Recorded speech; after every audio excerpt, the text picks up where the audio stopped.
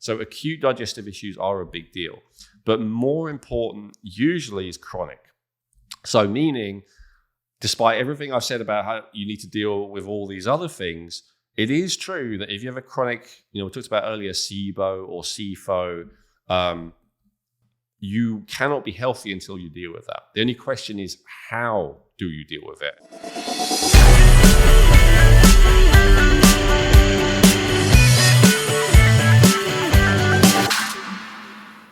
Hi, welcome to the Rejuvenate podcast. I'm your host, Krissy Hawks, and I'm here with my co-host, Elwin Robinson. And today we're going to be talking about digestion.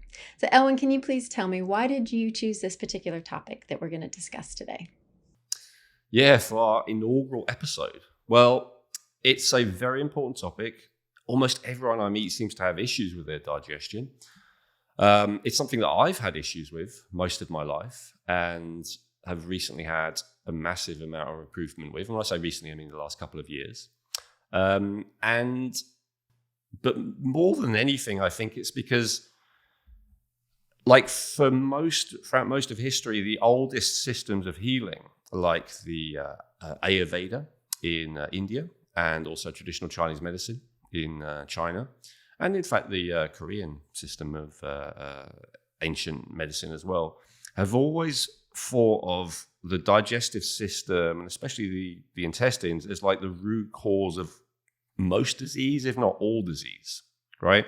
So in Ayurveda, you have this idea that there's something called ama, which is like toxicity, which builds up in the digestive system and then causes every disease.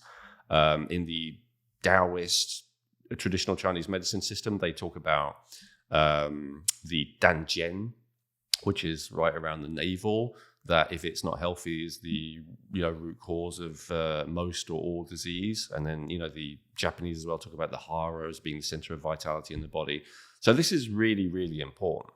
And of course, those systems have said for, again, thousands of years in many cases, that there's also an intelligence here. We have this thing called like a gut instinct, right? Which is a more what would you say, like primitive animal type of intelligence, but a type of intelligence nonetheless. And that's something that has been proven true recently. In the last couple of decades, scientists have actually found neurons in the intestinal lining especially, but in fact, really along the whole digestive tract. So there's this whole idea now that it is like a second brain, that has been supported by science. And in fact, it's a brain that in many ways is more involved in maintaining health than our actual brain. Now, that is a bit of a reach from a Western scientific point of view, but from an Eastern point of view, that's definitely what they would say. So anyway, it's important. It's really important. I just want to quickly track back. When you say the neurons or the brain, can you just give me a little bit of, just go into that a little bit deeper so I can fully understand what you're saying? Yeah, sure. So neurons are basically brain cells, right? So they have intelligence. And so our digestive system, especially the small intestine, has a bunch of them. Not nearly as much as the brain, but enough that it actually has some level of intelligence. And then, of course, we haven't even got into, and we probably won't in this episode because it's such a vast field, but very basically, inside our digestive system, and again, especially the small intestine, which is that area around the navel, we also have the microbiome, which is where we have trillions and trillions of these cells, these organisms of bacteria, as well as all kinds of other organisms. There should be mainly bacteria there, but often there are problems there when there are the wrong kind of bacteria or when there are other organisms that shouldn't be there. And so they have a level of intelligence as well that is currently being investigated by science and isn't fully understood. So there's a lot of intelligence going on there. Plus, you have dopamine and serotonin being created there, especially the majority of the body's serotonin, which is a neurotransmitter, which is a thing that affects how we feel. So, as you know, our thing is all about overcoming premature aging, feeling as young and vital and healthy as you possibly can. And so, I thought digestion is a great place to start. That's fantastic. Now, before we go into recommendations, I think a lot... you talked about digestion as such a big topic, but I think a lot of people aren't 100% clear on the whole process. Could you walk us through that, please? Yeah, absolutely. So this is something that I wasn't clear on, I would say, for a very long time, despite having severe digestive issues. And I wouldn't say that fully understanding the digestive system meant that they're immediately resolved, but I will say I don't think it would have been possible to get anywhere without understanding them. So it is really important. So I'll try and do this really quick, because I know we all want to get to solutions as quickly as possible. But so how does the digestive process work? So in a nutshell, we chew, and as we chew, we break down food a little bit, right? We break it down into smaller pieces. The saliva also contains a digestive enzyme called amylase, which helps to break down carbohydrates specifically, but mostly it's just like a mechanical process of making the food smaller. Then we swallow, and so the first major digestive organ is the stomach. Now, the stomach, most people refer to like the whole abdominal area as the stomach, but the stomach is actually on the left and around at the bottom of the rib cage. Now, when it's really inflated, I was looking this up recently for this, it can hold up to a gallon of fluid, so it can be really significant size and kind of hang all the way down in certain cases, but usually it's more like a liter or a couple of pints. So it's there on the left-hand side. So the stomach fills up with acid, a very, very strong acid. How much acid and how strong it is an issue when it comes to digestion, so we'll get to that when we talk about problems, but it fills up with acid. That acid breaks down the food a lot more. It especially breaks down the proteins into amino acids, which is like the constituent part, what proteins are built out of. Some absorption also happens there. Some minerals are absorbed there. And it's also the body's first line of defense against invaders. So ideally, almost all pathogens are dealt with there. Now, I say ideally and almost all. There was this idea in the past that everything was, and that the contents of the rest of the digestive system in most cases should be sterile because of how powerful the stomach is. But of course, that's not true.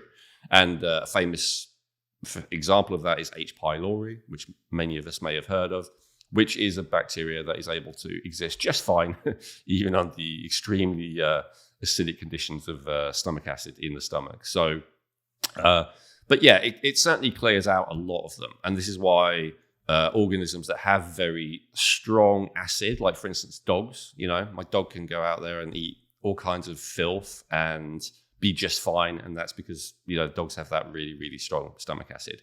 And animals that are, scavengers like hyenas and vultures and stuff like that, extremely strong stomach acid to be able to eat that rotten meat and not get sick. So once the food is broken down and somewhat sanitized in the stomach, it then carries on down into the duodenum, which is now more on the right-hand side, near the bottom of the rib cage. And there are two major digestive organs that act on that area. So we have the liver and gallbladder, and then we have the pancreas. So the pancreas is more in the middle, right where the solar plexus is, and then the liver and gallbladder is more on the right-hand side. So the liver and gallbladder, it does lots of things related to detoxification and related to blood sugar that we may cover if we do an episode on those. But when it comes to digestion, the most important thing that it does, first of all, is it creates bile. And bile is something which helps to break down and digest fat specifically. And so not just fat as in a source of calories and fuel, but also all the fat-soluble vitamins, which are essential for health, vitamin A, vitamin D, etc. That requires bile to be able to be broken down and digested. The pancreas is most famous for being the producer of insulin, which helps to take sugar out of the blood and put it into the cells. But it actually has two really important digestive roles as well. The first is that it produces digestive enzymes. So most famously protease, amylase, and lipase, which is protein, carbohydrate, and fat digesting enzymes. And it also produces a water which is very alkaline, which is got a lot of sodium bicarbonate in, which is baking soda. It's a very alkaline substance. So the reason why that's necessary is because otherwise the food is being combined with all this extremely strong acid. So that would start burning and damaging the digestive tract if it weren't for that. And when there is an issue with the pancreas. That's where sometimes people feel better when they cut out acidic foods and drink alkaline water and all that stuff. They're trying to make up for, possibly, maybe, a deficiency of their pancreas's own ability to create enough of that alkalizing substance. Now, having said that, problem with the intestines is usually that it's too alkaline rather than too acidic. So I'm not, saying that's necessarily a good idea in many cases, but it is another function of the pancreas. So the food goes through. It's got the bile squirted on it, which especially helps to break down the fat. It's got the digestive enzymes squirted on it. And I say squirt, it's literally like a spray into the duodenum from each of these two organs through this little tube. Oh, and the liver gets this spray of bile via an organ called the gallbladder, by the way. So the liver kind of creates it and builds it up, and then it puts it into the gallbladder, and the gallbladder has this little thing, it just squeezes, if it's working correctly, this bile onto the food in the duodenum. So from there, the food goes into the small intestine. And so not any major absorption happens there. Some, a little bit again, but not most of the nutrients, no. So the most absorption goes on in the small intestine. So the small intestine is an interesting name because it's actually the longest of all the digestive organs. It's something like 9 to 16 feet, 9 to 18 feet, depending on who you listen to. So there's some significant variation in that. But it's like a long tube. It's got about 150 corners. So we're talking, and fairly thin as well. Like if blown up, maybe that big, something like that. And so the intestines have got lots of these little tentacles, little villi sticking out, which are saturated in blood. And so what happens is, if the digestive system is functioning properly, those villi suck up the nutrients, which by now, because they've had all these other organs acting on them, are now pretty broken down enough. And so the villi absorbs these nutrients through these villi into the bloodstream. Now, from there, it doesn't go straight into the bloodstream, into every cell in the body. From there, it actually all goes up into the liver. So this is the other important function that the liver does in terms of digestion. In Eastern systems, they often refer to the liver as like the general of the body, because it has, it's like it orchestrates a million things, right? Detoxification and hormones and all these metabolic processes and digestion.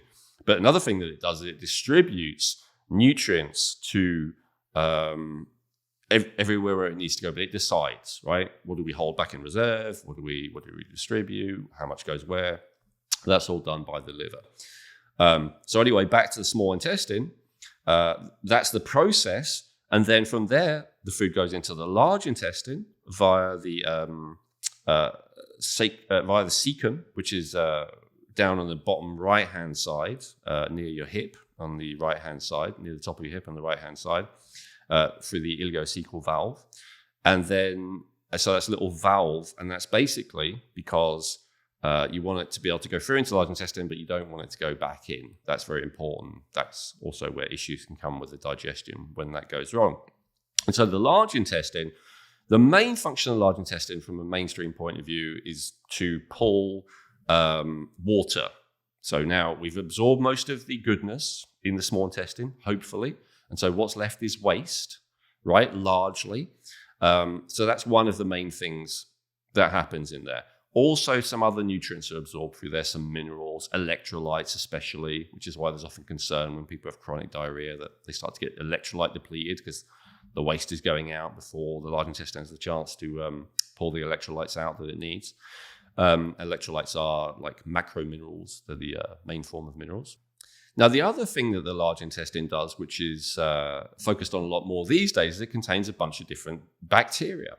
And so there's huge kind of debates about this, which are not finalized as to how good it is to have a lot of these bacteria in there. But one thing we do know for sure, if there's anywhere you want to have a lot of bacteria, it's the large intestine. When we have a lot of bacteria in the small intestine, and when I say a lot, I mean, anywhere near as many as the large intestine, then even the good ones, some of the ones like Acidophilus, which you may have heard of, or Bifidum, even some of the good bacteria can cause problems if there's too many of them in the small intestine. That's often referred to as small intestine bacterial overgrowth. So you don't want that. You really want them to be primarily in the large intestine. Now, through our distant ancestors that used to eat largely highly fibrous plant matter, those bacteria used to be more important. They used to break down fiber into short-chain fatty acids, which were then a source of fuel. Now, in our modern bodies, because first of all, we don't eat much fibrous plant matter compared to what we believe our ancestors, distant ancestors did, right? Like, chimps and gorillas and stuff still eat a lot of leaves all day, mainly, right? Even though they eat some animal food and some fruit and this and that. It's a lot of fiber. And so there's kind of debate, and this is not settled science, about how important it is to have those good bacteria in the large intestine, and generally considered to be important these days. But again, as I say, not settled science. So, but that's going on to some degree. So to some degree, that is happening in every large intestine, every human large intestine. You've got these bacteria, they're breaking down the fiber into things like butyrate and propionate, and it does seem like when they don't do that, the large intestine doesn't function properly. So anyway, your body's extracted all the goodness it can out of there, it's extracted all the water it can out of there, and then you get it out of the body. And so that is a digestive process in a nutshell. Fantastic. Thank you.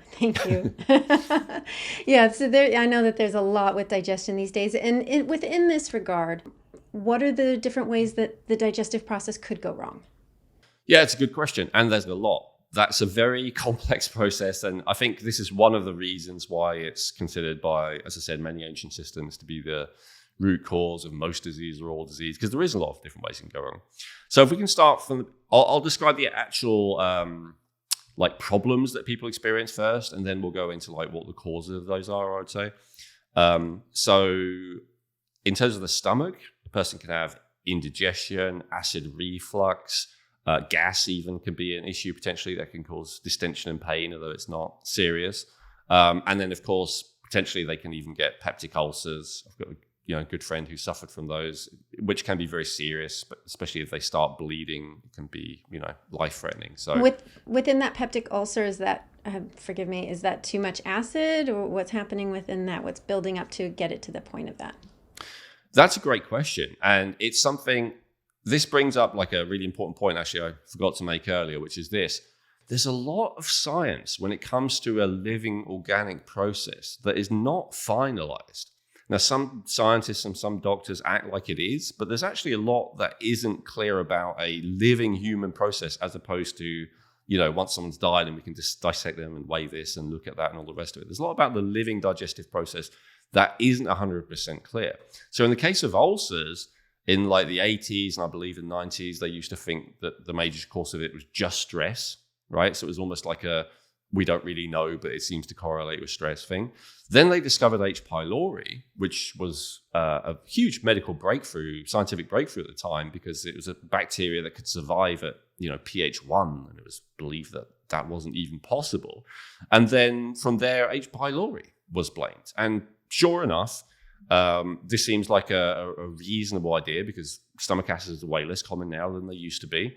And often people are given antibiotics or even herbal and probiotic, other treatments for H. pylori do feel better. I know what you said about the acid, and that's because the other treatment that is very commonly given to people who have ulcers is antacids, right? Anti-acids, which again will be very strong alkaline being the opposite of acid, so it'll neutralize them. Is it an excess of acidity? I would say that is a factor. I want to get into that in a little bit after I describe the problems. And I don't think it is only H. pylori for this simple reason. About half of people have H. pylori in their stomach when they're tested, and yet only a small fraction of those actually have detectable stomach ulcers. And so again, I think that's where it's very, very common, and even among highly trained scientists who should know better, to confuse correlation with causation. So I would say for something to be a cause, it has to be present in every case, which it is in most cases with stomach ulcers. So that's a pretty good correlation there. But it also has to be that it's predictive. So in other words, if you have H. pylori, you'll get stomach ulcers, right? And if that were the case, then you could say, well, that's definitely the cause. But as it's, or the cause, right? But as it's, there's so many people who have H. pylori who never get it, I would say it's more of a causative factor rather than the cause. Perfect. That was really good. Thank you. That's super helpful. Really helpful. Awesome. So next, so as I said, close friends who've had really strong issues with stomach, but myself, I have had issues with the other side, on the right-hand side, the liver and the gallbladder. And so there are all kinds of things that can go wrong with that. But primarily what we have is stagnation. So this bile it is a liquid and it needs to be a liquid in order to flow, but it can solidify a bit too much and get stuck. And that's referred to in the medical establishment as bile sludge,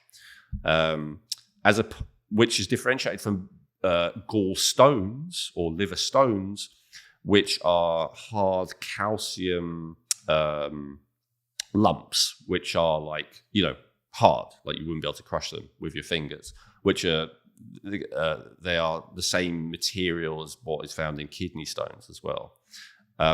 So this either stagnation with sludge of bile or outright kidney stones is one of the main things that affects the liver and the gallbladder when it comes to digestion.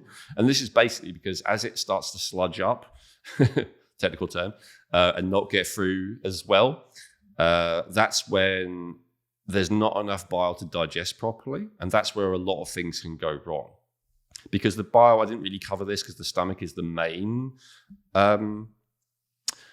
sanitizing agent, but the bile is also a significant killer of pathogenic organisms as well. So when a person doesn't have enough stomach acid or if they don't have enough bile, that's where often some bad organisms can get through and reach the small intestine, and that's where a whole host of problems can start. So not enough bile getting through is a problem for that reason. And it's also a problem because it means we're not absorbing enough fat, which then means that we can have all kinds of nutritional deficiencies and nutritional issues. And of course, I didn't actually get to that, but that is one of the main problems of having an issue of digestion is nutritional deficiencies. But I think we'll get into that. I've got a separate section prepared all about that. So that's, and then of course, there's fatty liver that people have heard of, alcoholic fatty liver, non-alcoholic fatty liver, there's hepatitis, there's kind of other more serious issues that can happen to the liver. But in terms of more minor digestive ones, that's the main thing is stagnation. With the pancreas, we can also have pancreatic insufficiency. Now, usually, as is always the case in the medical system, they tend to look at it like fine, crisis, life-threatening crisis, whereas some of us more holistic types tend to look at it as more like fine, slight problem, medium problem, major problem, crisis, right? So in the case of the pancreas, obviously we have a crisis when it isn't producing insulin anymore, and that's called diabetes, and that's a very serious life-threatening condition that many people have to take supplemental insulin for the rest of their lives to deal with that. But other than that, there is also an issue of the pancreas not producing enough digestive enzymes. That is significant, and this is where people often feel better when they supplement with digestive enzymes. And then there is even an issue, although this is nowhere near enough researched and looked into as far as I'm concerned, with not producing enough of the sodium bicarbonate solution, which I talked about earlier. And I think this relates to some digestive issues, but that's just a theory. That's not proven. But yeah, so there's potentially those are the main issues when it comes to digestion of the pancreas is not enough digestive enzymes. That's proven.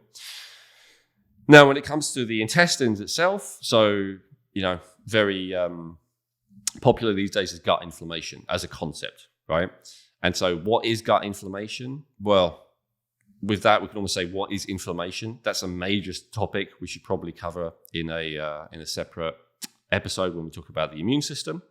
But in a nutshell, it is where either the immune system is attacking your own tissues or the immune system is attacking some kind of pathogenic organisms which are on or in your tissues, and therefore your tissues also get attacked as kind of like collateral damage. And so inflammation is an issue in the case of like an acute illness, in the case of like a cytokine storm, which was, in the news recently, the last couple of years, the idea that a pathogenic organism gets in and the immune system overreacts so much it can actually kill a person. But what we're talking about here is less that and more like a chronic, low level. If you've constantly got some degree of organisms, especially in your small intestine, that shouldn't be there, and that maybe some of them are getting through for that villi thing or trying to get through, then your immune system's basically constantly fighting them, and that's where you can be in a situation of gut inflammation. A situation that relates to that is something called leaky gut, is the common term, or otherwise known as intestinal permeability, if you're on the way to say it that your doctor might actually understand. And so this is the idea that, your intestines have to be permeable, like these things called tight junctions that open and close to like let nutrients in. But there's this idea that they get too open and kind of stay open, and that's where lots of things can get into the bloodstream that through the small intestine that aren't supposed to be there. Like allergens, for instance, things that we're intolerant to, lipopolysaccharide, endotoxin, which is a toxin created by a lot of these bacteria, which we'll get into, and all kinds of other things, even just fragments of food that can then get into the bloodstream. Your immune system reacts to it like it's an attack, creates inflammation. So there's lots and lots of reasons, that's just off the top of my head, but there's loads of reasons why you can have that gut inflammation and then leaky gut. And then once you have that, it means that your whole immune system is then on high alert. And then it means that your whole nervous system is on high alert. And that can create, and this I think is one of the reasons that it's true to say that digestive problems can create issues throughout the body. Because once your immune system's on high alert, that can very seriously negatively, adversely affect every area of the body. And in fact, we'll do an episode on that at some point, but most of the things that stop us from feeling young, most of the things that make us age prematurely, I would say there's a strong immune system not functioning correctly component to them. So that's super important, but it often starts with this issue in the digestive system. And then just on a practical level, one of the other big issues of the small intestine is gas. And so we always have a certain amount of gas, but when we have too much, that can create pain as well as distension and bloating and all these things that don't feel good.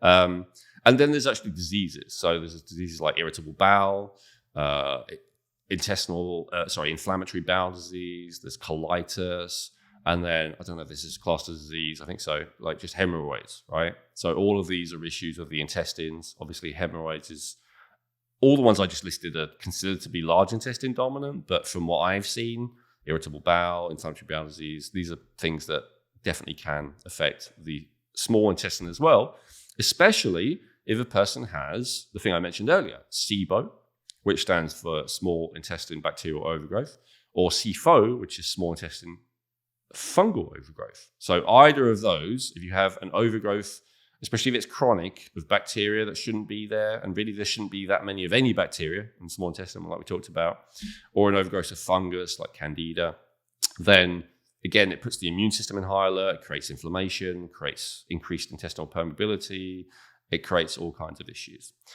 And then, again, not a medical condition, but a big issue when it comes to digestion is diarrhea or constipation. Now, these are completely different, obviously opposite issues. Some people have both, and they do create very different problems. So the issue of diarrhea is partly emotional, psychological, right? This fear, oh my God, I'm going to have to run to the toilet. That's not good. A lot of people have a lot of anxiety around it.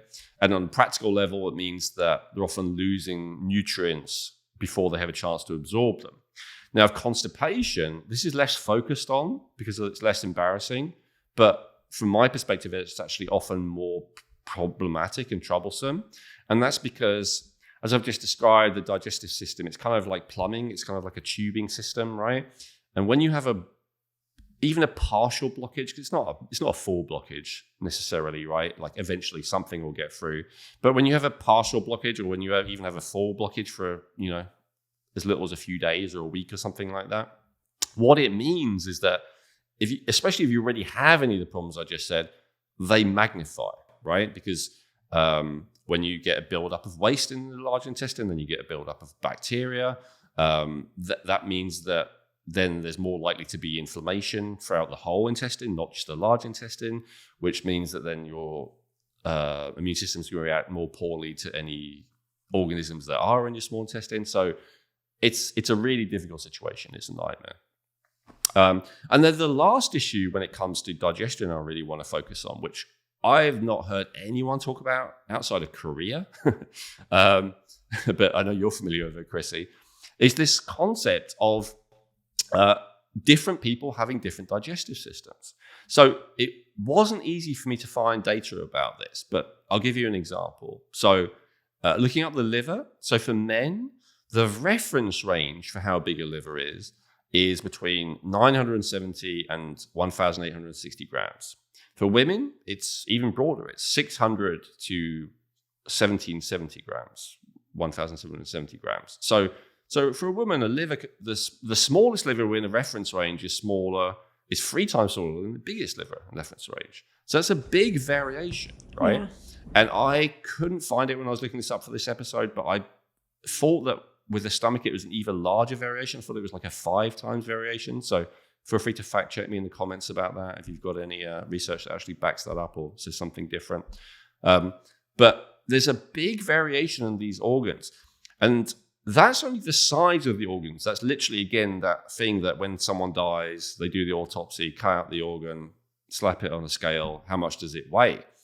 But I would say, and again, this idea comes from this Korean system where they give people different diet recommendations based on what they believe their organ strength to be, which includes size.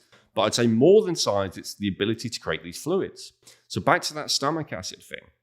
There's this idea in mainstream medicine that if there's a problem with the science, it's probably too much stomach acid. And that's why antacids are handed out like candy. And antacids often do make people feel better, but it's kind of a temporary, it's making you feel better. Like it can often be because someone is eating too much food or too much bad food, then the stomach temporarily overproduces acid. But then if you take an antacid, the problem with that is that then there's an excess of alkali in the digestive tract.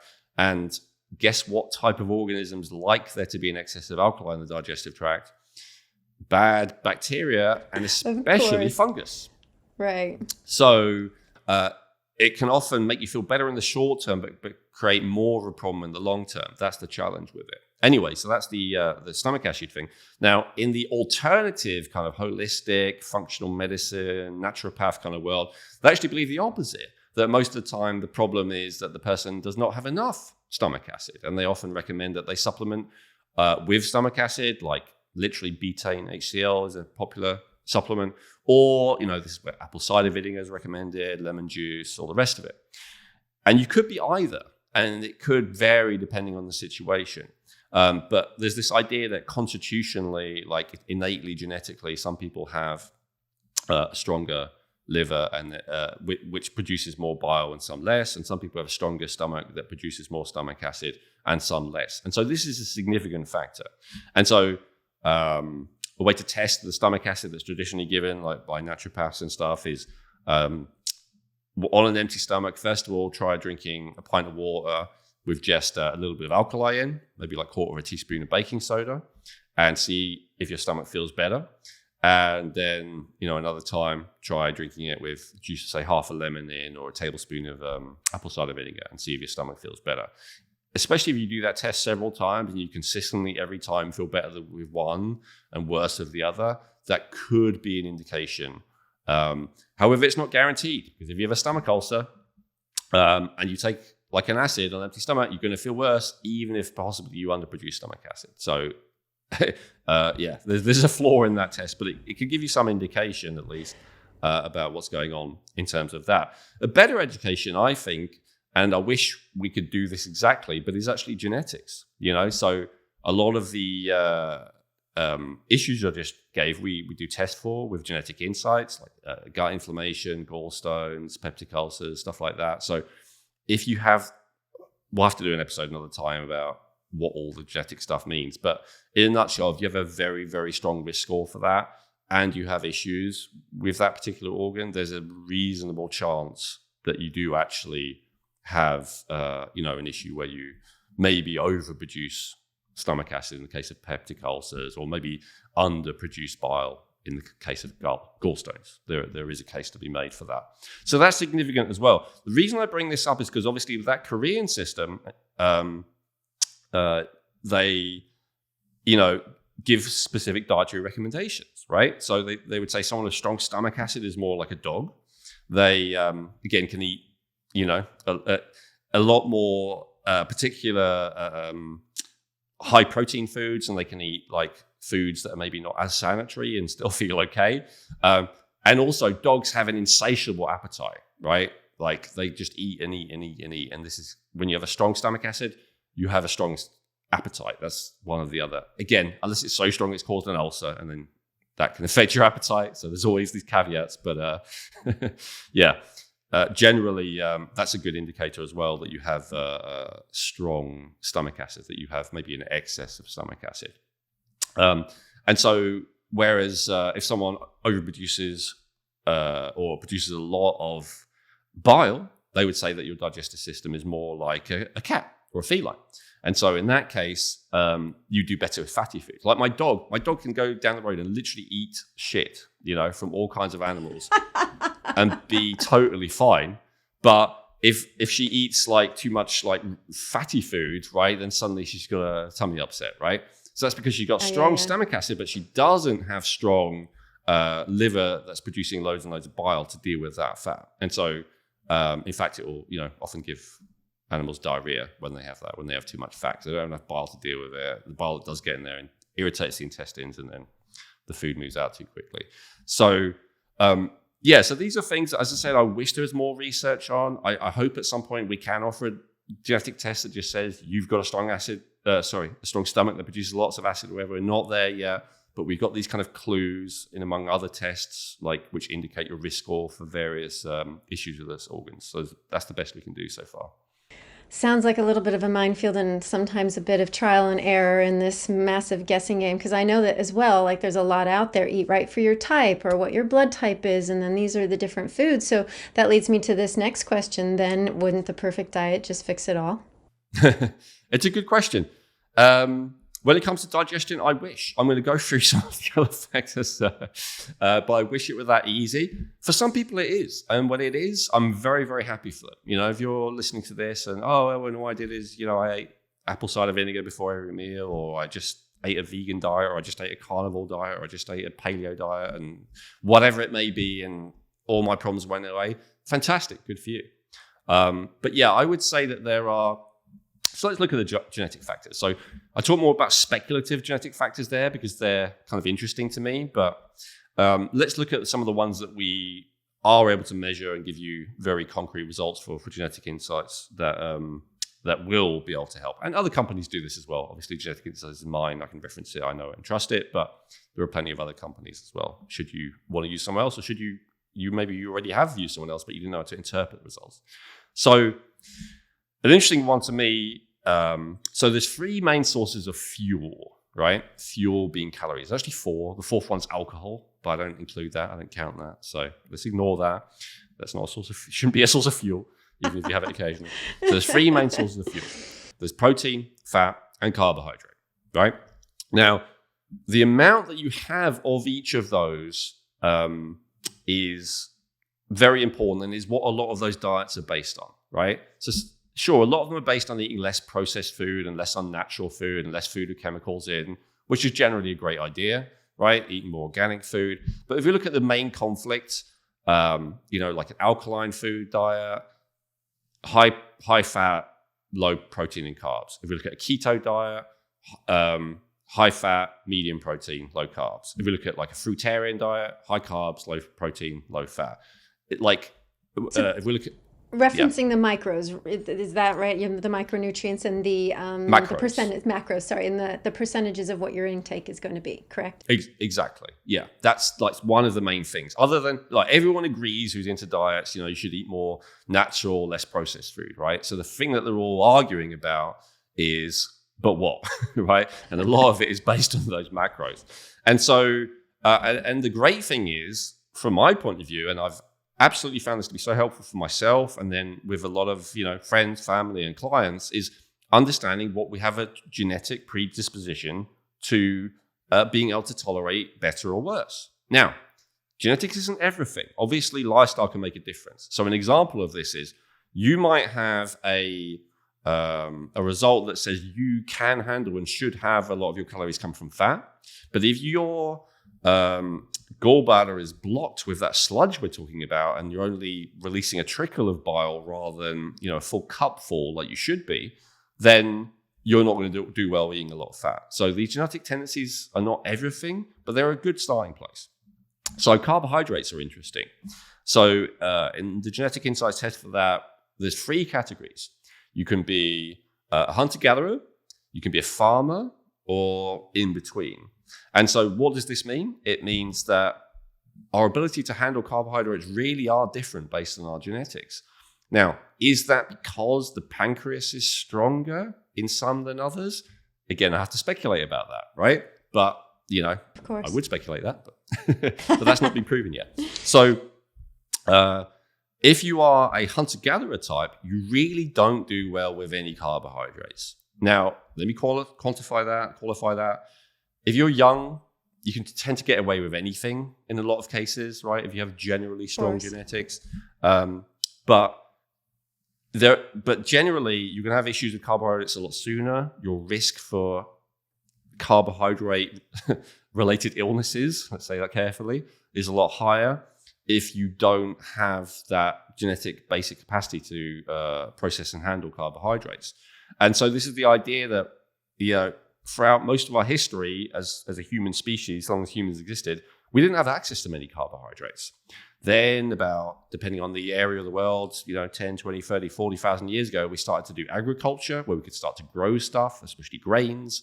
And suddenly our diet switched to predominantly carbohydrate, because before we were struggling, constantly on the brink of starvation, again, depending on when and all the rest. But as a general rule, we were, didn't have an abundance of food, no fridges, no way of storing, right? Hunter-gatherer moving around, so not even salting and curing and all that necessarily. So basically, you ate food when it was available. Sometimes it wasn't, right?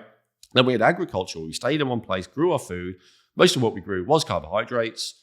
And so we moved to that. Some people's genetics are more adapted to that, and some people's aren't. There are still hunter-gatherer tribes in the world, right, who've never adapted to eating carbohydrates.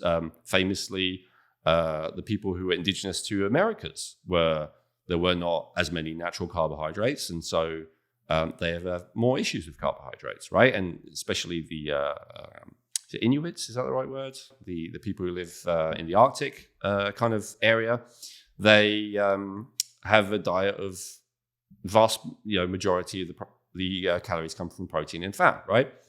Then we have the other extreme, maybe those of us who come from ancestors who've been growing carbohydrates for tens of thousands of years, we're quite well adapted. So that's really interesting to know. Like, for instance, you have farmer genetics, if I remember right, Krissy. And so that means that you can handle carbohydrates pretty well. Now, of course, as with everything, like, you can always overdo it. Just like anyone can overdo anything, but it means overall you can overdo it for longer and get away with it. And it also means you can handle simple carbs. Like a lot of people say, you shouldn't have potatoes, you shouldn't have any of this kind of thing because they're too simple. Certainly, simple natural carbs should be totally fine for that type. Whereas the hunter-gatherer type, any carbs are an issue with them. They should kind of keep them to a minimum. And they'll often do better on like a paleo, keto, Atkinsy kind of diet. Not necessarily going into full ketosis, but just less carbohydrates at least. I'll run through the ones quickly. So protein is another one that some people do better with more or less. Again, that may be down to the stomach acid, because if we don't have enough stomach acid to break protein down into amino acids, it just creates loads of problems. So that could be a significant factor. And then again, some people do a lot better with fat than others. Some do better with saturated fat than others. So these are all important factors to kind of know the genetics around. And then, of course, there's also genetic factors around foods that we shouldn't eat. So gluten, right, is a common one. Some people have a genetic tendency to have gluten intolerance. Some people have a genetic tendency to celiac disease, which is much more serious. So that's an intolerance versus an allergy in a nutshell. Intolerance means, medically minor symptoms, but could be very debilitating, and they often take up to 3 days to show up. So it's hard to make the connection. Oh, it was eating that made me feel whatever.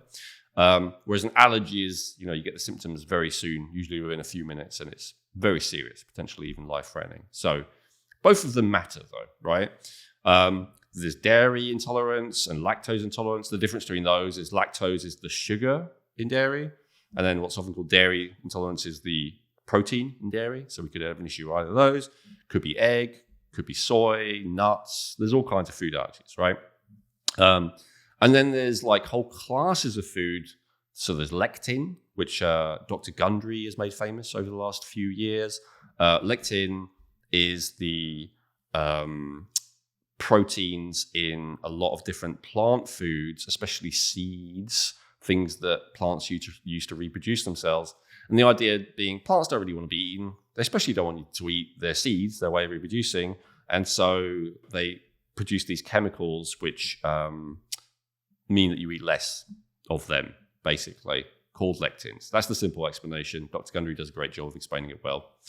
So that's potentially an issue. There's a genetic predictive component to that. Histamine.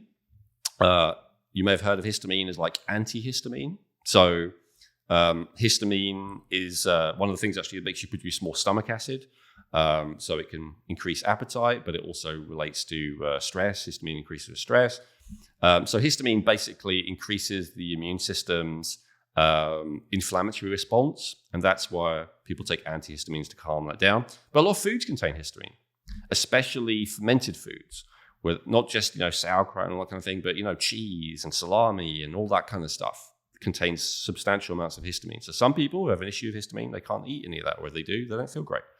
And then there's oxalate, which is these sharp crystals which exist. And again, a lot of food often bind up the nutrients, so we can't actually get at them. So really high in oxalate is spinach and chocolate, tea. And so oxalate is that stuff that especially if your body has an issue with it, you can create these calcium oxalate stones, which are kidney stones, and also gallstones, which can lead to lots of issues. So there's a lot of people, recently who are like anti-plant foods, like carnivore. And so that's one of their justifications for eating what most consider to be a fairly extreme diet is that, well, I'm not eating any oxalates, I'm not eating any lectins, I'm not eating any salicylates, that's another one. Like all of these things that some people's immune system does react to. So again, it's good to know if that was you. And I've had a bunch of people who have had not just their digestion, but their overall health massively improved by knowing about that. So that's the stuff I'd rather focus on, rather than, is it paleo or is it vegan or is it this or is it that? I mean, you can try all that stuff, but I'd rather know, like, what is my genetics, and then also what is my current situation, and then go from there when it comes to digestion. We're going to take a quick break to share with you one of our amazing sponsors, Genetic Insights. What makes Genetic Insights uniquely valuable is that they test over 83 million different variants, which guarantees a 99.7% accuracy on all of their DNA reports. With over 100 reports available, you get comprehensive insights into what your DNA is telling you about how to optimize your health today and in the future. I found reviewing my results to be incredibly accurate and applying some of the recommendations, which are personalized to your individual DNA, to be extremely helpful for me and my family. I also loved how easy it was to upload my raw DNA data that I already had from previously using Ancestry.com, because Genetic Insights supports uploading raw data from all major platforms. To get your health reports, go to geneticinsights.co and get 20% off today by using coupon code Rejuvenate.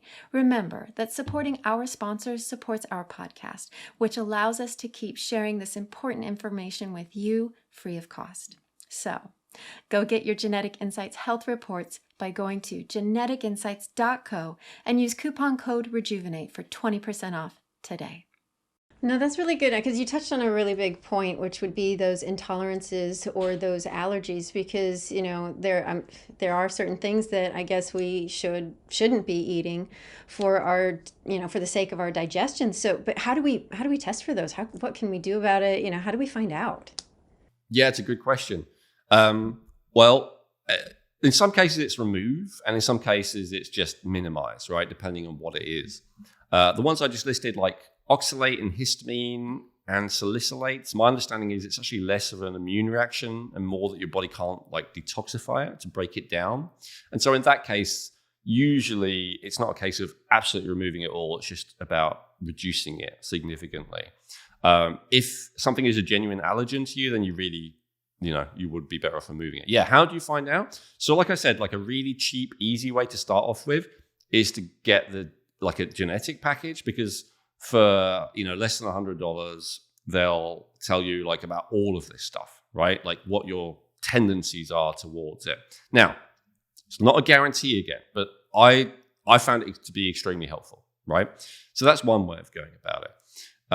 Now, once you have that, you can then choose to either do an actual test where available, or you can choose to do an elimination test. So an actual test would be a IgE or an IgG test, where you're testing to see if your body has the antibodies to that particular food to either create an allergy or an intolerance. But that's not available for, the lectin and histamine and oxalate and salicylate, like I just said there. There are other markers that you can do. You can do a histamine test to see, you can test your level of DAO, which is DAO, which is your level of an enzyme which breaks down histamine. If that's low, they can indicate it, but not super reliable, because what's in your blood is not necessarily what's in your digestion.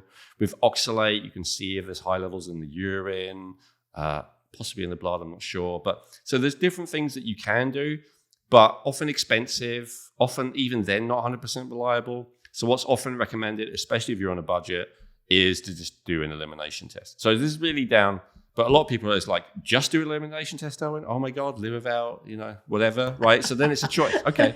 So if you've got more discipline and less money, then you can do an elimination. If you've got less discipline but more money, then you can do the actual testing. That's up to you. But elimination is probably more reliable if you do it correctly. And so what is that? It's basically remove it for at least a week, preferably 2, as in have 0, none, despite what I just said earlier. This is just for a test, not forever, just for a test. And then you add it back in, and you add in a lot of it. Not a crazy amount that it would bother a normal person. Don't just eat, a block of cheese as a meal, because that would upset anyone. But you can have several cheese sandwiches or whatever, right? Like a normal amount of the thing, and then see if it bothers you. If you have no reaction, then you're probably not intolerant to it.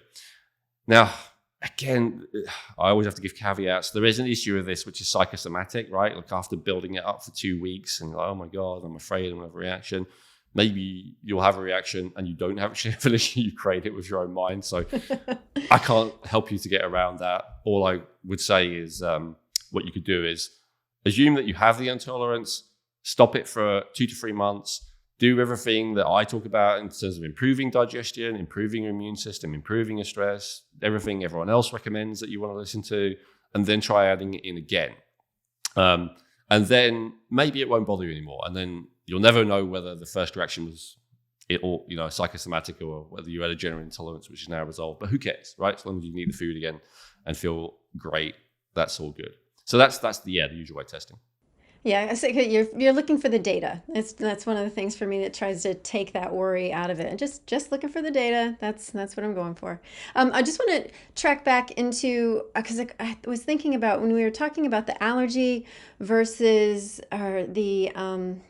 you said it really, really well. But why the difference is, why somebody has the small amount, or where somebody, if they're exposed to it, it's going to cause a severe thing. So what would you say the real root cause of those issues, or these issues around digestion, what are they? Yeah, it's a good question. Well, in terms of the allergies, or issues with eating certain foods, let's put it that way. As we said, they're partly genetic, which to some degree you have to live with. If you have an extreme celiac, for instance, genetically, you're never going to be able to get your body to eat gluten. But that's not the majority of cases that's the major factor, I would say. So the major factor is other stuff. And so, I'd go to my blueprint for that. So let me share the first part. So the first part, and I mentioned this earlier, and I want to get into this now. And it's one of the problems of having digestive issues, which is really not looked at, and it's nutritional deficiencies, right? So eating this restrictive diet of whether it's vegan, carnivore, keto, whatever. And again, I hate to sound like a mainstream, doctor or dietitian that you may be sick of hearing from, but it is true that it can create these nutritional deficiencies that are significant. And so, and here's the problem with that. Every nutrient is crucially important, right? I hope to do an episode on this some point soon. Every essential nutrient is crucially important, meaning that if you don't have enough of it, it will create a severe disease and eventually you'll die. Pretty rare in most cases, but I'm just saying that's the reality of all the vitamins. If it's called a vitamin, that means it's essential and you'll die without it.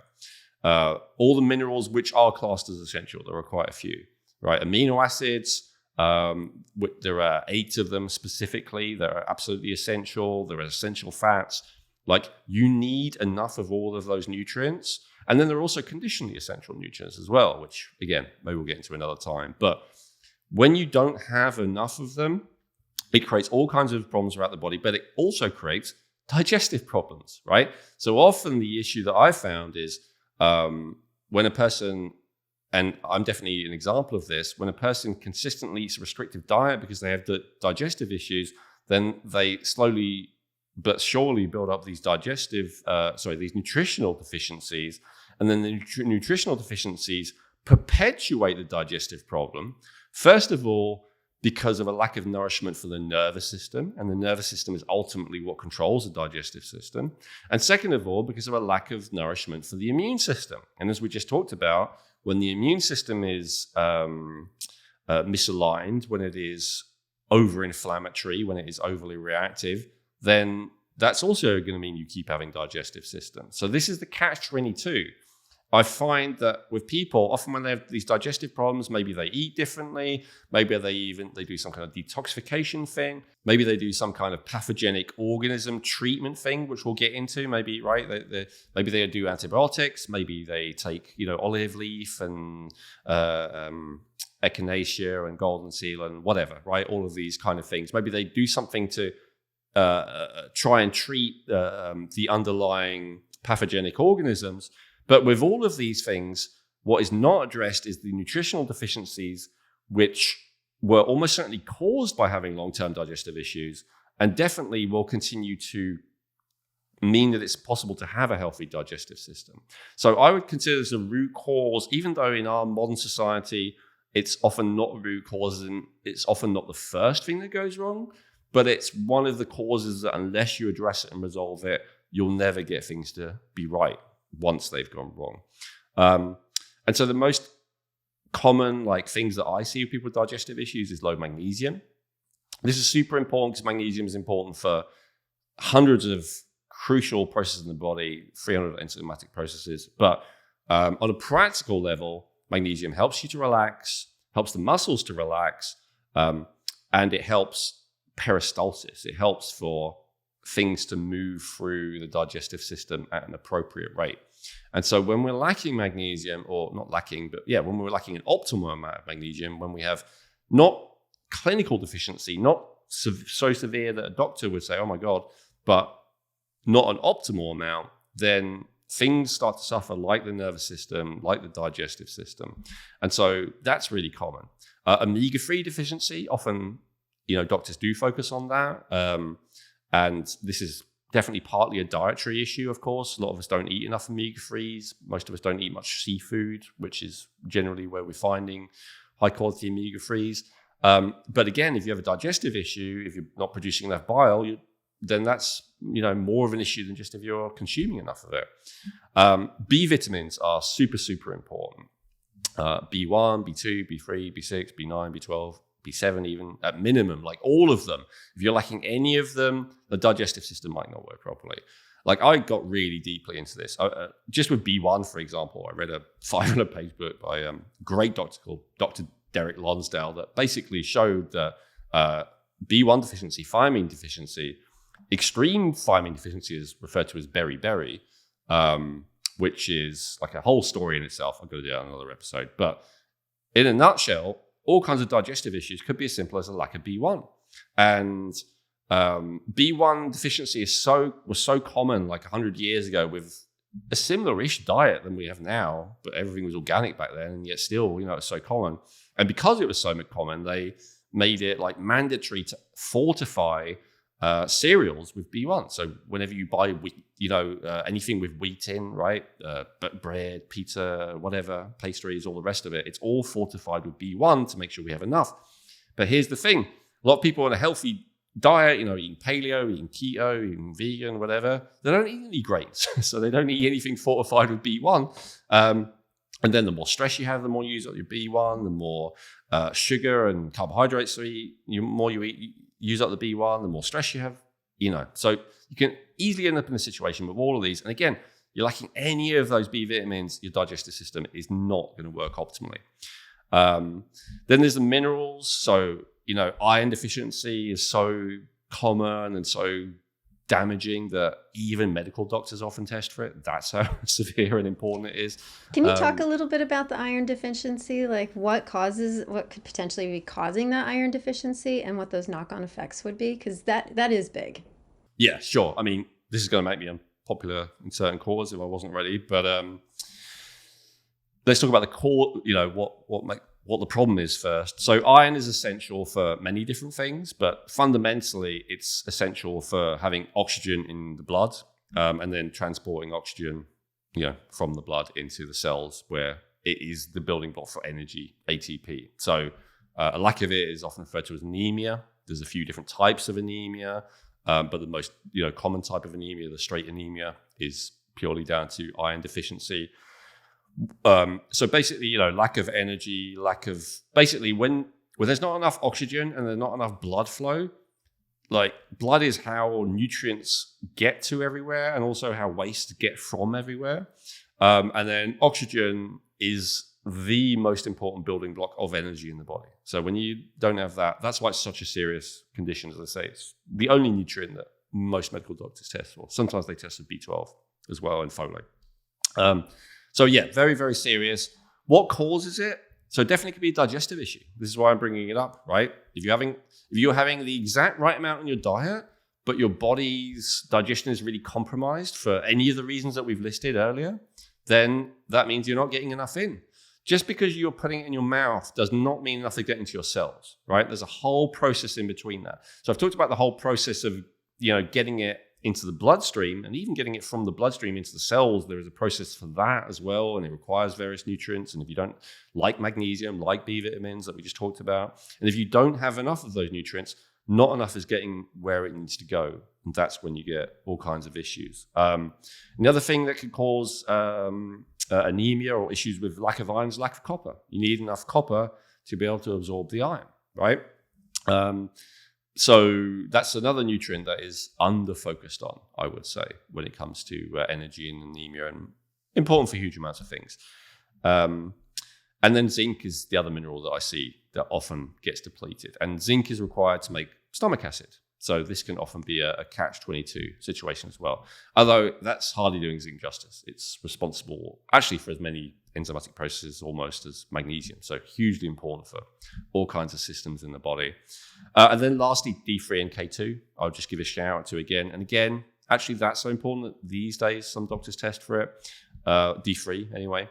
So D3 is essential for the immune system to function properly, the hormonal system, cardiovascular health, a million different things. And the reason why I believe it gets depleted quite often is partly because we don't take enough in, but also partly, again, because of that whole digestive issue, especially if we don't have enough bile production. Now, when it comes to vitamin D, most people focus on sunlight, but a lot of us are in situations where that's just not going to happen. Like, in order to absorb vitamin D from sunlight, you have to be out in sunlight with your bare skin, not coming through a window for a sufficient period of time. You have to sweat, mild, not like severe, but mild perspiration, and then your body has to absorb the vitamin D back through that perspiration in your skin. That means, if the only time you see sunlight is like, walking between your apartment and the car or whatever, you're not going to get vitamin D, even if you're living in a sunny climate, right?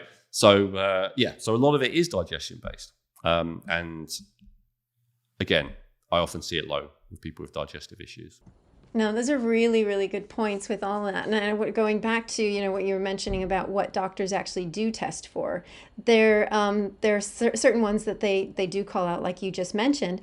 But let's say you do have somebody with some digestive issues, but they're not necessarily testing for all the B vitamins or, any of the omega-3s. How can they test for that so that they can get a deeper look at actually what is going on in their system? That's a great question. Yeah. And to be honest, that's been a transcendental question for me, Krissy. That's something that, despite being into nutrition for almost 20 years, it was only a few 2-3 years ago that I actually started testing this for myself, and then my friends, family, clients, and it's been a revelation. To realize, and not just a revelation in my little theoretical world, but a revelation to see that when this person's got a severe B6 deficiency, and one of the symptoms of that is depression, and they're often depressed. Give them B6, they're not depressed anymore. I mean, major things like this person's constantly exhausted. They've got a B1 deficiency.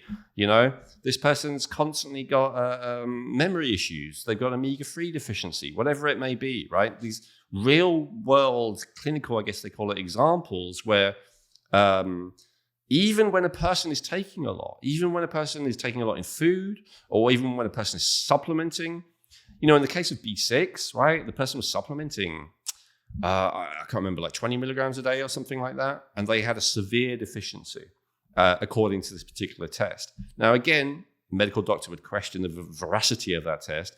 But the point to me is that very consistently, after taking significantly more B6, an appropriate amount, they started to feel significantly better. That's the thing that mattered. So I would recommend doing a test for these. I really like the NutriVal test by Genova Diagnostics.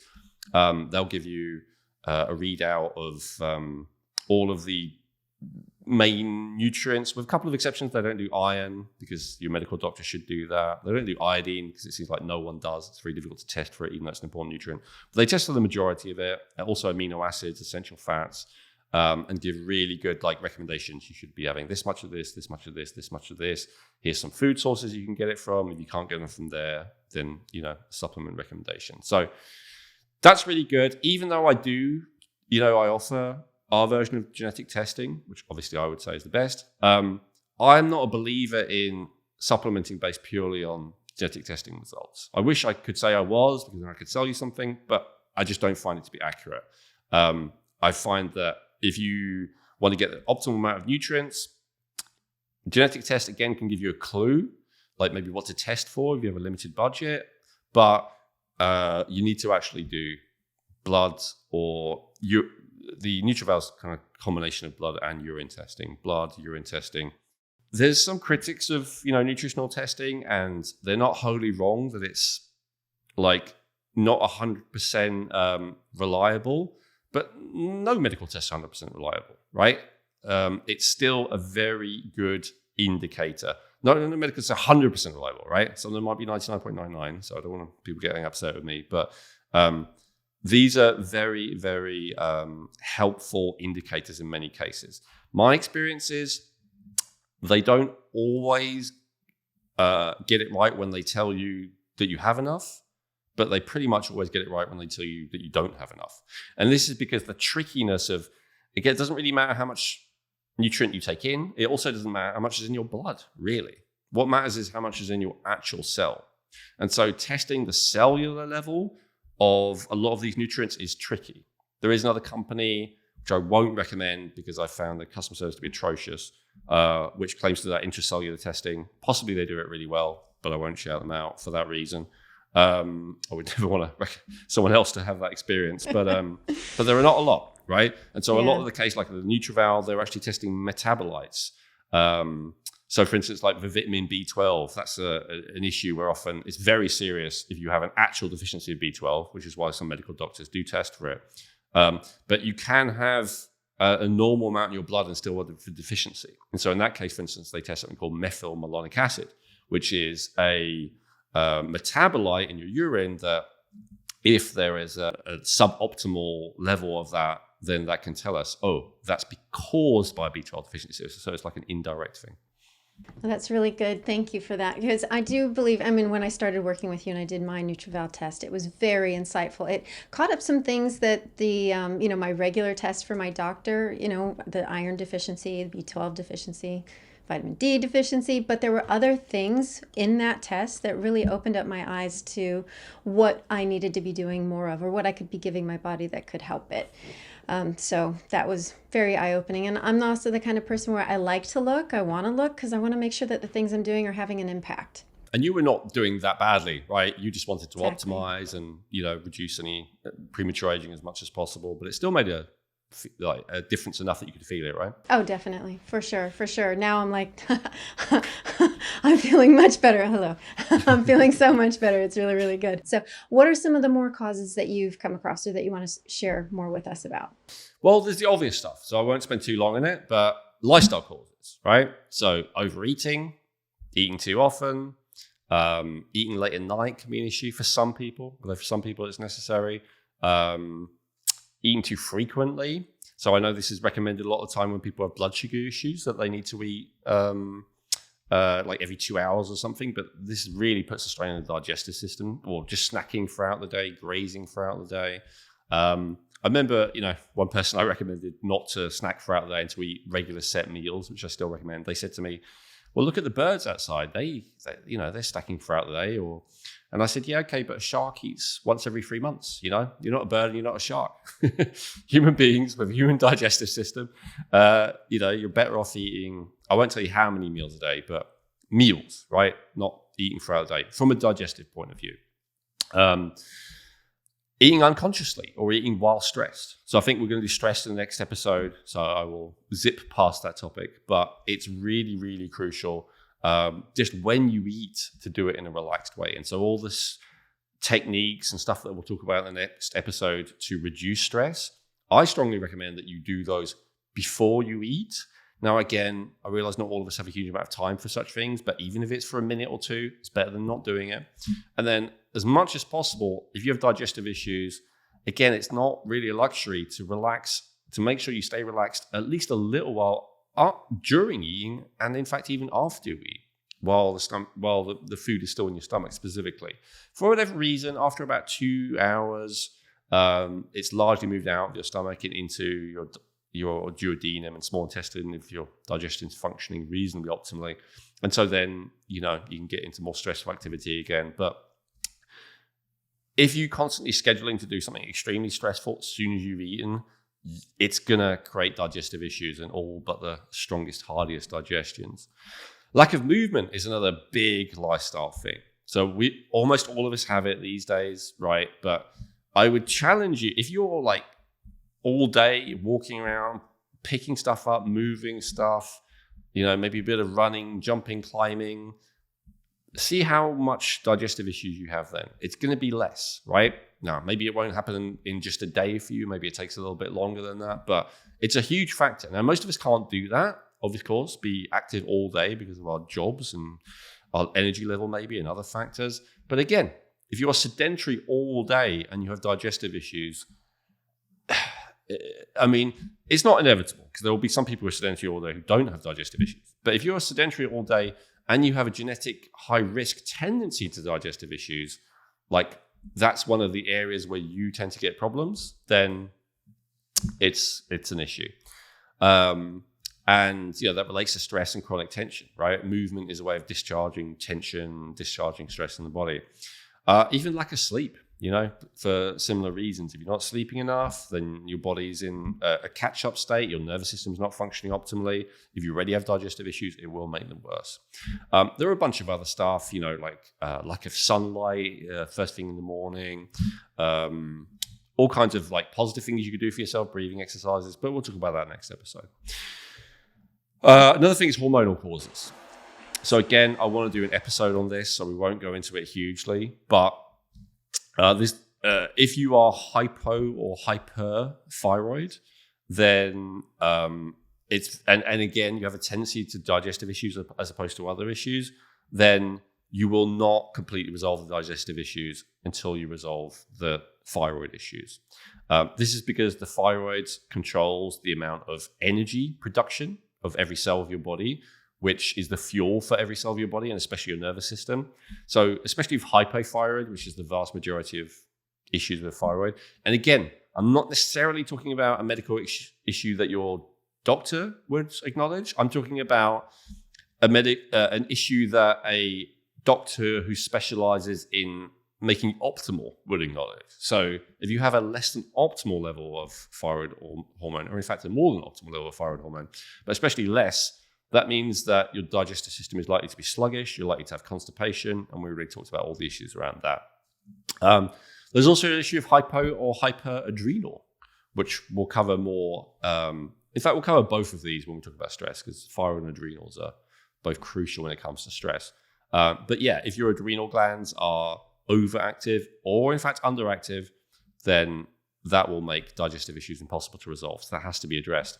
Hypothymus is not a term used in mainstream medicine, but I'll put it out there anyway. So the thymus is the kind of controller of the whole immune system. And so again, if your immune system is struggling, if it is underactive, not underactive, we just talked about, if it is over-inflammatory, which is often a sign of under-optimal, then that can be an issue. And that's often due to a lack of the thymus being in an optimal position. This is where often doing things to either boost the thymus or supplementing with the peptides that the thymus would otherwise make can make people feel way better in all ways, including the digestion. There's also an issue with the hormones ghrelin and leptin. So hyperghrelin and leptin. So these are the hormones that make you feel satisfied or hungry. Leptin satisfied, ghrelin hungry. And so some people have too much of one, not enough of the other, and vice versa.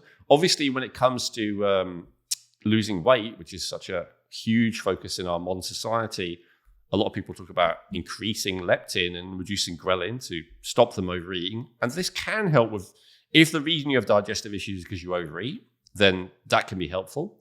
But a lot of people who have digestive issues actually, in my opinion and experience, have a lack of ghrelin. They actually have a lack of hunger hormone, because that ghrelin, that hunger hormone, will actually stimulate peristalsis. It will stimulate bile production. It will stimulate stomach acid production. So it will actually help to move food through. And as we touched upon earlier, a lot of the issues with the digestive tract can be stagnation, whether it's stagnation in the liver, stagnation in the large intestine. So getting that hunger hormone will actually help to move things through. I was going to say, I'm sorry to interrupt. I don't want to detract, but like fasting, intermittent fasting especially, is a big topic right now. How would that potentially interplay or be helpful or not helpful? That's a great question. So I didn't give that as a lifestyle thing, but I would put it in that category. So what happens is when you fast temporarily, like for a few hours, ghrelin goes up because your body's like, hey, what are you doing here? We're supposed to be eating, right? But then after not that long, for some people it's a few hours. For some people, usually 3 days is the longest it takes. Then the ghrelin goes down significantly. The body accepts, okay, there's no food around, or for some reason they're not eating, so we're going to actually down-regulate that. And so that's actually one of the benefits of the intermittent fasting, which is, quite popular these days, as you say, is that you're fasting for long enough to stimulate that ghrelin, which has lots of positive benefits. Like ghrelin, also stimulates growth hormone, which, although it leads to build up of muscle and bone, but it actually leads to a loss of fat. So it's really good for most people from a physique point of view. So a lot of, athletes and bodybuilders and all the rest of it are into stimulating ghrelin for that reason, as well as longevity people and, peak performance people. But yeah, long-term fasting doesn't stimulate ghrelin, but that potentially has more of a benefit because it just gives your digestive system a break. This can be one of the best things you can do for your digestive system. Not in every case, does depend on the person. If the person's already nutritionally deficient, fasting is actually going to make it worse, right? Makes sense. If a person is hypothyroid, fasting will make it worse because it will slow down the metabolism even more. So there are a series of caveats. This is why this is not the first thing I recommend, right?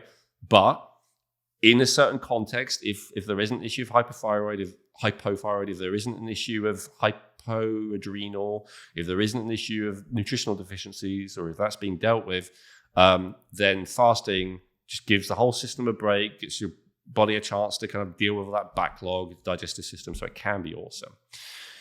Now, the other major thing I want to get to, we've touched on a few times, but just to hone in there for a second, and it is pathogenic organisms, right?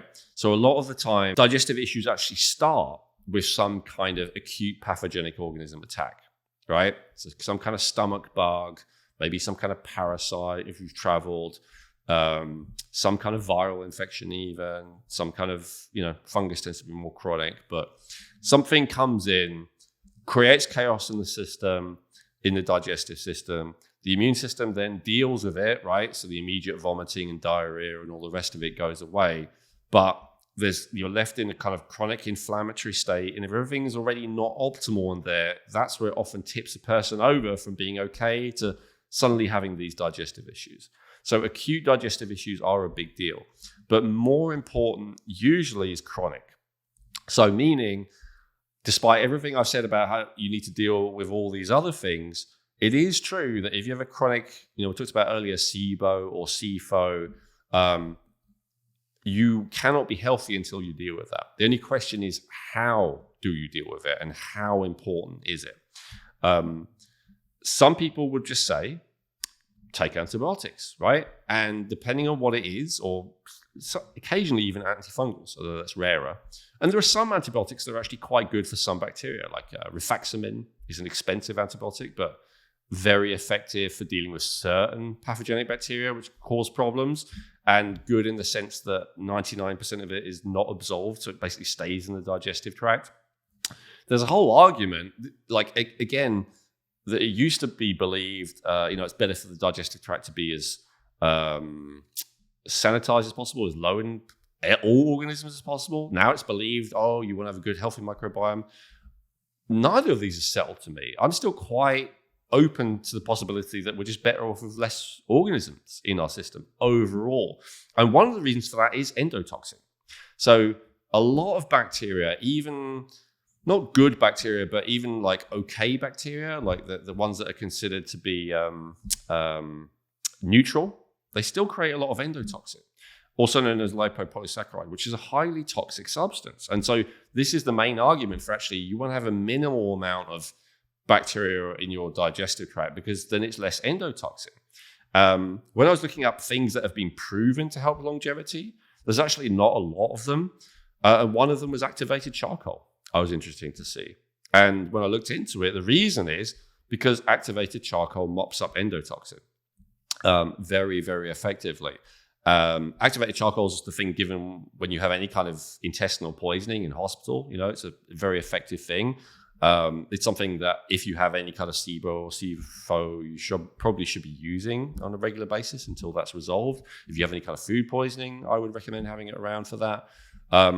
But yeah, so the idea of using it on a daily basis for extended periods of time, again, not proven science whether this is a good or bad thing. Some people say it's also a problem because it mops up some of the nutrients, but endotoxin is such a terrible thing for the whole system. It causes that inflammation, the whole immune system not to work properly. It poisons the whole system. It's really not a good thing. So doing things that mop up endotoxin, potentially doing things that reduce endotoxin. The science is not finished on that. What I will say about all the pathogenic organisms is taking stuff to kill stuff, by all means, go for it, right? If someone offers you something, whether it's herbal, whether it's medicinal, by all means, try it. But for a lot of people, it doesn't resolve it, meaning it just comes back, or it never even goes away in the first place, right? Like maybe they'll do a course for 2 weeks. Within a few days of stopping, it comes back. And then people are tempted to take these antibiotics or herbs on a continual basis. That's not a good idea in a lot of cases for a lot of different reasons. So my suggestion is to look at everything else that we've talked about today as causative factors. Because again, if you don't have enough of any of the nutrients, then you may be in a position where your immune system and your nervous system doesn't work correctly. And so you can kill it, but it's just going to come right back again. Because you never actually kill it 100%. All you're doing with all of these organisms is you're trying to knock down the amount of them, even with antibiotics and all the rest of it. This idea that it sanitizes the whole body is nonsense, right? it significantly reduces the amount of organisms, but they're still there. And they're going to grow right back again and go right back to causing the trouble they did before if you don't reduce the root cause. And the other one I was planning to talk about, but I know we've gone long, so I don't have to do it today. So we'll do it maybe next time, but in the next episode. But is stress and emotional reasons, right? And this has been one of the biggest things for me and my own digestive health. Is I was on top of all the things that I talked about in this episode, and I still had issues. And I realized eventually that they were totally down to my emotions, how I was feeling. And it was only by addressing that, and the emotions have a huge impact on the nervous system, and then the nervous system has a huge impact on the digestive system, right? In fact, the nervous system has a huge impact on every system: the cardiovascular system, the hormonal system, the respiratory system, whatever, right? But it has a huge impact on the digestive system. And so this can be another thing. Now, again, am I saying that stress or upset is the cause of digestive issues?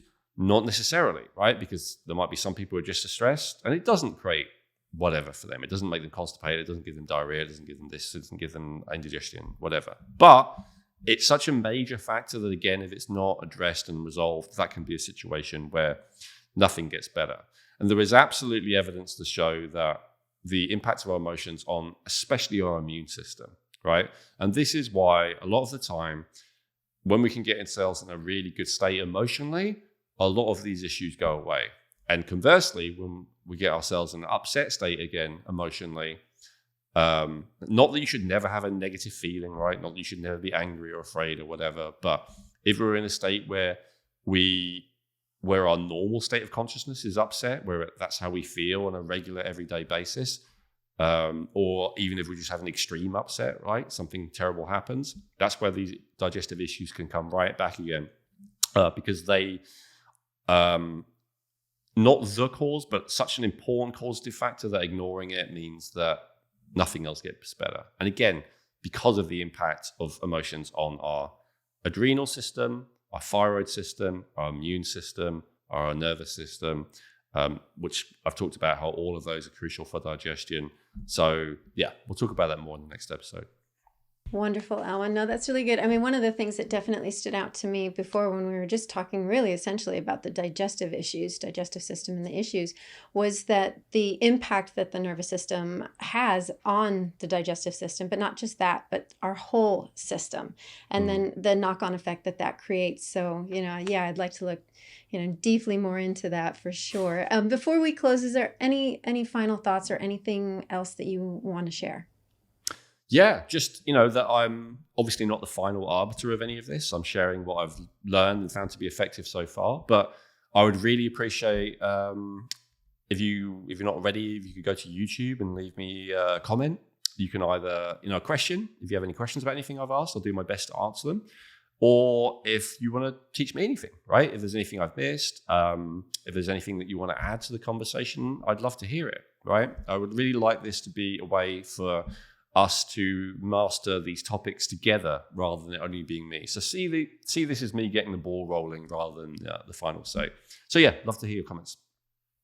Beautiful, beautiful. And thank you everyone for listening. It's been our pleasure. And Elwin, thank you so much for everything that you've shared with us today. And to make sure that you don't miss an episode, make sure you hit the subscribe button. And if you're on YouTube, hit the notification button. And we're looking forward to seeing you guys again. Take care. I hope you enjoyed that episode. And if you did, I want to tell you about a way that you can support the podcast while also getting great deals on high quality supplements that Elwin and I personally use, and that's Feel Younger. What I love about Feel Younger is that they have great quality products with minimal fillers at a very affordable price. You can call their customer support team 20 hours a day, 7 days a week, and in my experience, they're very helpful and friendly. And the thing I love most of all is the amazing descriptions that Elwin has written about each product category on that topic. And each product has so much education on it that I've actually learned more from reading the descriptions than I have from a lot of articles. So to support the podcast, please use Feel Younger for all your supplement needs. And to let them know we sent you, use promo code RejuvenateMe for 20% off your first order at feelyounger.net. That's 20% off your first order using promo code RejuvenateMe at feelyounger.net.